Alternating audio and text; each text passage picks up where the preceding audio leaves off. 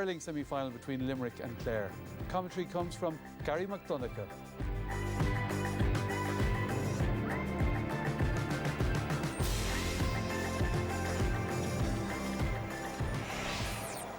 Clare make 4 changes to the side that beat Dublin in the league relegation playoff. Captain Patrick O'Connor comes in for his first start of the year, as does full forward Conor McGrath. Ballier's Garrods O'Connell starts at wing back, while Shane O'Donnell is selected at left corner forward. There are 5 championship debutants on the Limerick team. Sean Finn and Mike Casey come into the full back line, while Mike's brother Peter starts at corner forward. David Dempsey will wear the number 11 shirt, while last year's minor captain Kyle Hayes lines out at full forward.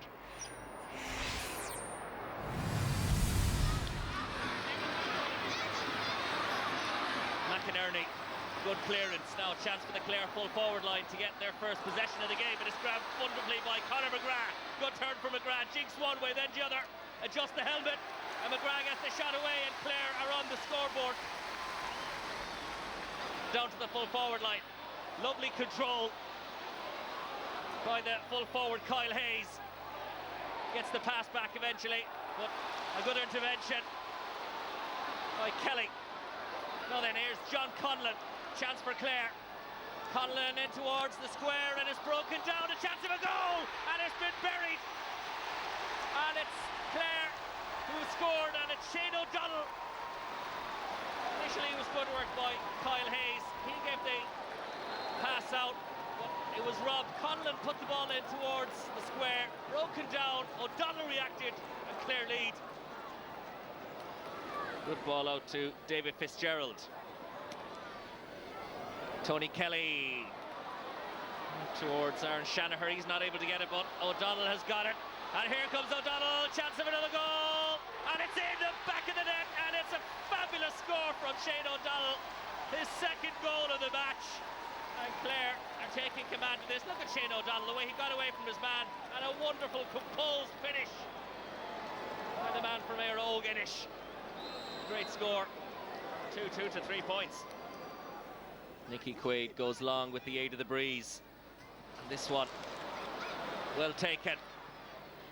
Peter Casey gets his effort away, and that's a fine score from Peter Casey.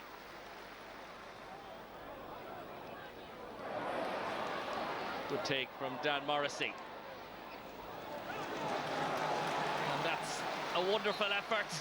And that's 2 points in a minute there. Cian Lynch with his first of the game. And here come Limerick again with Kyle Hayes, who's moved out the field. This is a good run from Kyle Hayes, still going forward. Super run from Kyle Hayes, gets it low. It's a brilliant save by Andrew Fahey. Great run though from Hayes. Limerick still have possession. Can they work a score? It should be a score for Lynch, and it is a score. And that's 3 points now in a minute. Dowling getting the ball inside. Now then, this is better. Here's Lynch again. He's on fire. A low one. Chance of a goal, and it is a goal. And Limerick are back in the match. Good run from Cian Lynch. It was a save by Andrew Fahey. But the ball broke to Dempsey, and Dempsey has managed to get a goal. Here it was again. Dempsey following up, and Limerick have just managed to score a goal and 3 points to come straight back into this game. Great take here now by Kyle Hayes, who is a changed player since he was switched from full forward out to the 40. Here's Paul Brown, and Paul Brown has levelled things up in Thurles. Tony Kelly trying to create something. That's a nice pass across. Conor Cleary with the effort, and Conor Cleary has given Clare the lead. Broken down nicely by David Reedy, picks up his own ball. Now then, chance for Reedy, gets the pass inside. O'Donnell, easy point, and well taken by Shane O'Donnell. Well created by David Reedy, and that's 2 points in a row now for Clare. It's Clare who gather possession, and they will try and finish the half with a score maybe. John Conlon, strong run, still Conlon. Will he try and look for support? No, it's Conlon still with possession. Tight angle, oh, that's a good score from John Conlon.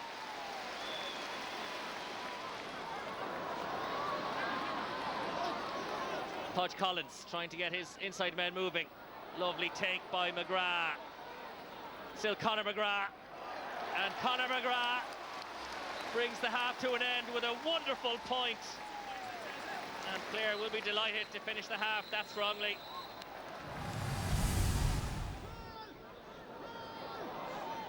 Broken down and well won this time by James Ryan. Low one in towards David Dempsey. Superb pickup by David Dempsey. And David Dempsey gets his first score of the second half. A good goal in the first half. That's a wonderful point. And it all started, a great take by the Limerick captain James Ryan. The low ball down, a wonderful pickup from Dempsey. And that's a good score to reduce the deficit to 4 points. Picked up by Barry Nash. Now then, his first touch of the Sliotar, and what about that for a touch from Barry Nash, introduced at the break, and Limerick will score the opening 2 points of the half. Nice jink away from James Ryan in support for David Fitzgerald, but John Conlon going through himself scored a good point in the first half, and John Conlon has also scored a wonderful point early in the second half, and that's a cracking point. That's poor. Giving the ball back to Colm Galvin. Galvin lets fly. Going to drop on the edge of the square, and it is a goal, and it's been scored by Conor McGrath. Oh, a poor mistake from the Limerick defence and Nicky Quaid, and an easy tap in at the end for Conor McGrath. It was just a hopeful ball, really driven by Colm Galvin, and you should never let it bounce. That's what happened, and in was McGrath for the easiest of finishes. And that has opened up a 2-goal lead now for Clare. Broken down well. Colm Galvin gets it wonderfully from Collins. Oh, that's a great ball from Colm Galvin.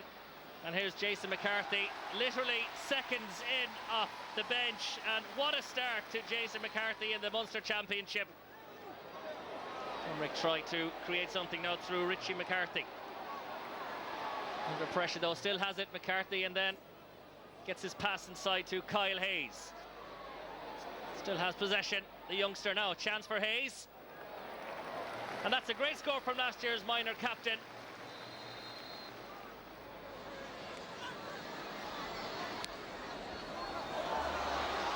Pat Ryan should be a point. Lots of height from the effort from Ryan, and accuracy as well. Good score. Pat Ryan gets his first score of the match.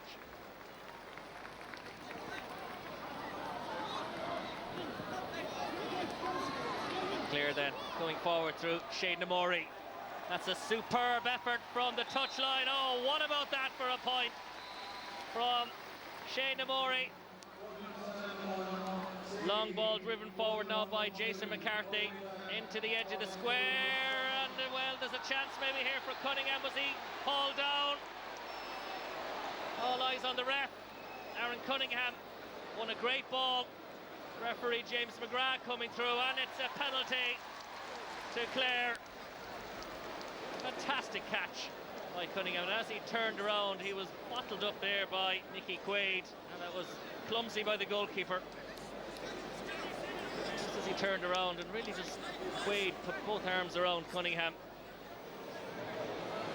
Tony Kelly yet to score in the match with 3 minutes to play, and Kelly has put it wide. Unbelievable. Clare though do lead by 2 goals, but how did Tony Kelly not hit the target? And that's very poor.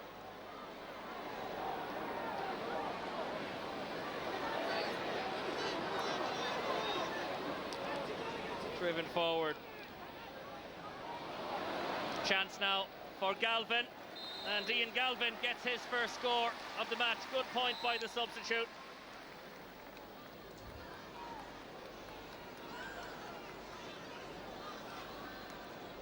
Ball into Hayes. Good run. Oh, what a goal by Kyle Hayes. Brilliant shot from the youngster, and is there hope for Limerick? Here it was again. Wonderful score, and now there's only 4 points between them. Limerick needing 2 scores at this stage as we enter the final 30 seconds. In Semple Stadium, then a trip on John Conlon by Richie McCarthy, and really that should be that.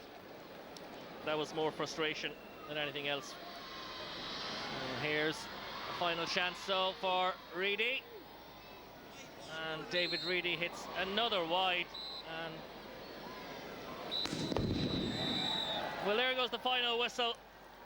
So Clare have beaten Limerick in the championship for the 2nd year in a row, and they're through to their first Munster hurling final since 2008. Final score in Thurles: Clare 317, Limerick 216. The really positive aspect of our performance was that when Limerick came after us in the middle of the first half and at the start of the second half, and they were started to erode and eat into our lead, our guys responded magnificently. We've spoken about that all week, all month, all year, that you've got to have the mental resilience to actually turn that around when the momentum switches. That was the most positive aspect of our performance. The other point that we really need to focus on between now and the Munster final is converting the amount of possession and the amount of actual scoring opportunities we have into scores. We came into the game with high expectations of ourselves. You know, we felt we could take the game to Clare. I think the start caused us a lot of difficulty because we gave ourselves an awful lot to do to get back into it, but we did, and we brought it back level. And Clare grabbed impetus again just before half time and put I think 5 points between us at half time. So the challenge was to try and close the gap, and whilst we did bring it back to 3 points, we couldn't just bring it level and take our noses in front, and I think we needed to do that, and I think the timing of the goals was crucial in the final outcome. It's great to get a score, and any score in the first 10 or 15 minutes is brilliant. Really settles you, but a goal is better than anything else, obviously. Big smiley heading him, and there are some of the stats from today. And when we look at those, Brendan, you were impressed with Clare now. I know the puckouts were one big element, but how impressed were you with Clare in the overall context? Yeah, look, I think from Clare management team this evening, they're saying to us that's job done. First Munster final since 2008, which is a huge positive. Limerick are always going to be dogged. It looked like they were going to streak away from Limerick halfway through the first half. Limerick, in fairness to John Kiley mentioned there, did really well to hang in there. Shane O'Donnell back, Conor McGrath back, McInerney back at full back. A huge amount of positives. Right, they didn't flow all the way through the game, and there's reasons why, and we'll touch on it later on in the analysis.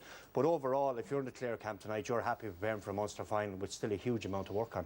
Yeah, I know Clare were kind of favourites. Will Limerick be disappointed, do you think, Henry?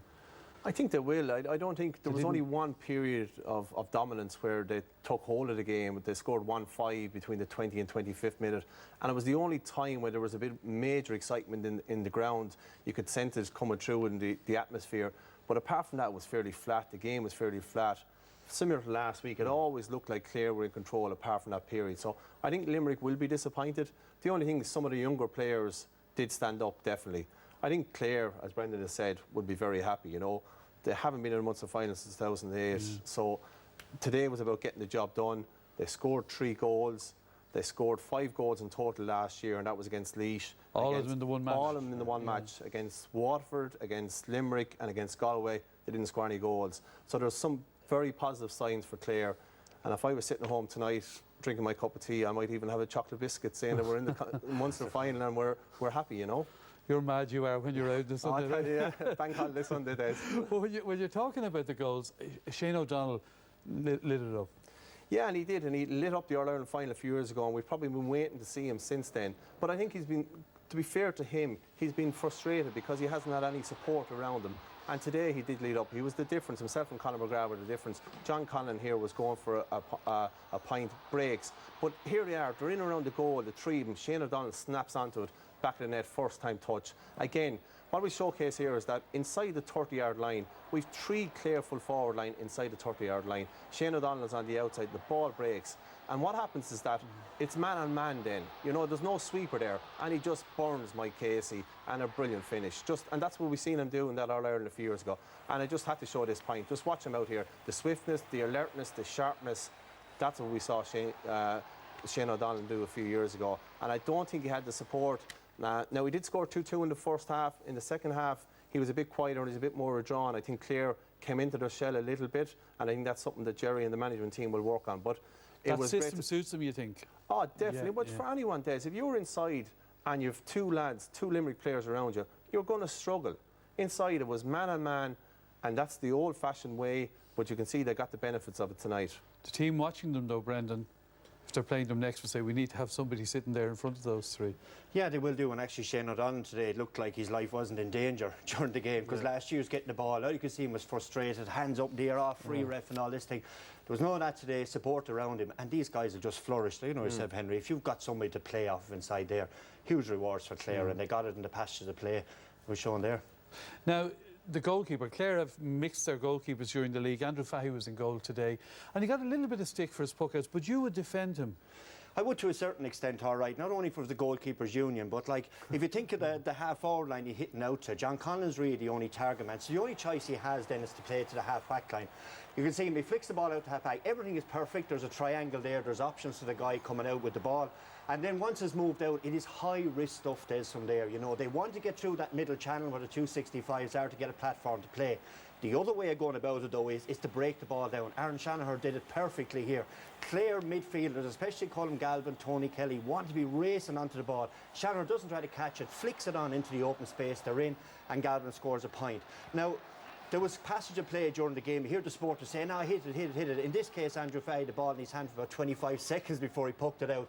But it needs to be that accurate. But once it's right, Clare get into a flow. And when they get into a flow, that short passing game that Don Logue likes to instill in these players with confidence gets them into a position then where the three forwards are inside and they can create havoc. But the problem for Clare down the line is going to be that when teams push up on their half-back line and full-back line, and you can't work it through the lines. The goalkeeper then, everyone's going, I had that situation myself. Remember one night watching the Sunday game when they were saying against Kilkenny and Nolan Park and She lads, why isn't he playing it out? They pushed up, I'd know where to go. And that's the fear I have for Clare further down the road. But if you don't, they'll punish you. Okay. You want to come in on the puckouts? Yeah, I think like that's all brilliant and it looks very well. And when it works well. But for me, you're going to spend a lot of time doing that. And are you spending the time here, puck it down there on top of the half-back line and see what happens? But it's a very valid point. Am I right, or maybe I'm wrong, are Clare not shorter in height than most of the other counties? They are shorter in height, but my point is that I don't expect Podge Collins to be jumping up over Declan Hannon and grabbing the ball. Like, he's not Superman, to be honest. But what I do is that if he's used to the ball coming down, at least it's breaking. And sometimes if you're pushing short for the whole time, if you're coming up, I want it short, I want it short, what happens is when the ball goes behind you, you're not going to be there for the break. So when the ball did go long today, Limerick won some clean possession, but as well as that, when it broke, Limerick were on it. And that's my concern with it, is that if you're spending a lot of time working on that, it can work against you. Is that an irrelevant thing, the lack of height, or apparent lack of height in the Clare? I think it's probably worth looking at a rerun of how Cork took apart the Tipperary half-back line. You know, you had balls going into space. Wexford did it one year to Kilkenny with James Fitzhenry. All the balls hit the grass. But you need huge movement. If I'm a goalie inside looking out in the pitch and everyone's standing siloed in their position looking in at me, like, it's going to take a €1 stamp now at this stage on the ball to get it to a guy's hand. So you need huge movement, it's huge energy. But the benefits are clear, and that's their game. They're a running team. Yeah. They did it to Cork in 2013 All-Ireland final. They need to go back to that movement, and then the goalkeeper's responsibility obviously is to put the ball in the right place. Okay. What about the Limerick performance today, Brendan? Yeah, look, Limerick, I mean, they were in fits and starts. In fairness to Limerick, they were dogged. They never went away. They were always in the game. But the wides tally, especially in the first half, they had 13 wides in total. 11 came in the first half. That's where they hit them with from. the wind, yeah. And all of them around the middle of the field. 8 of them, are outside 65 yards. Now, the byproduct of all that is that Graham Mulcahy, a corner forward, gets the curly finger at half-time, and he's off, you know. But the positives then, I suppose, for Limerick, obviously Sean Finn, a cornerback. I love a cornerback comes up out of the ground like that, forward thinks I have a goal here. He was amazing inside in the full back line today. It would have been an awful lot worse. Richie McCarthy struggled at times, but his colleague Finn was always there, using the ball really, really well. And obviously up front then, Kyle Hayes. Big, strong man, didn't stay inside in the edge of the square. One puck out, brought colleagues into the game. You see him pushing Clare defenders. We talk about the brick flick. Now we have the Hayes bounce, I think, after today. He did this a number of times during the game. But his goal really, really impressed me. Once he got inside here, he'd nothing else in his mind, only confidence, I can score. Used the Clare defenders as a shield, goalie couldn't see. played it past him, fantastic strike. But that's the kind of leadership that John Kiley will need going through the qualifiers. He has it there in spades. He now needs Shane Dowling, Declan Hannon, Graham Mulcahy, all to row in around these guys. And then Limerick, you know, will have a right shout on this through the qualifiers. Yeah. And I think as well, Dermot Burns and Grove Hegarty were missing today, and they're two big players. They're about 6'3", 6'4" each. And I think what stood out for me today is that playing in Division 1B with the last number of years is starting to catch up in Limerick. I know everyone is talking about Galway coming through, win the league title, Clare coming through, but they're bouncing from Division 1A to Division 1B. Limerick have been stuck there. Yeah. And I think for those players, for the Sean Finns, for Sean Finns, the Kyle Hayes, for to really progress, they need to get up to Division 1A, because we see the league during this year, it's massive. Yeah. And that prepares you for Championship.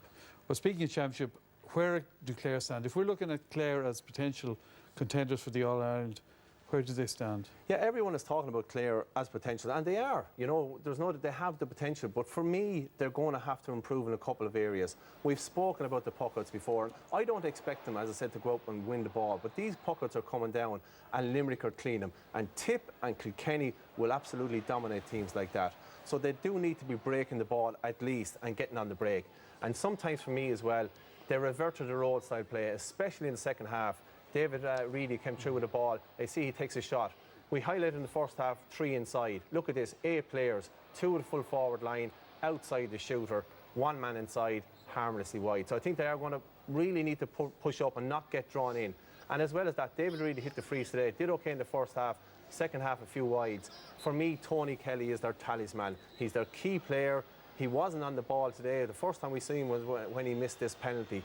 And for me, Tony Kelly should be taking the frees, because in the White Heat at Croke Park, if that's where they want to be, in front of 80,000 people, I want Tony Kelly taking the frees for me. And as well as that, when he was having a quiet game today, we didn't see him. His name wasn't mentioned.